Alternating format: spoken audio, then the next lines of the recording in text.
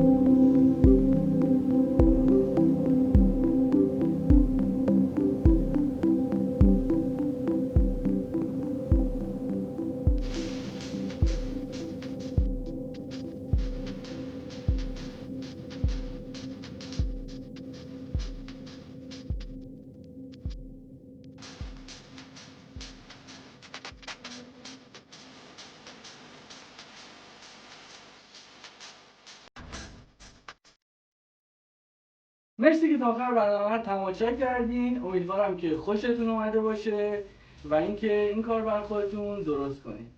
خوشحال میشم که کارا که درست کردین و عکساشو برام بفرستید و اینکه اگر سوالی دارین توی کامنت ها ازم بپرسین، حتما جواب میدم.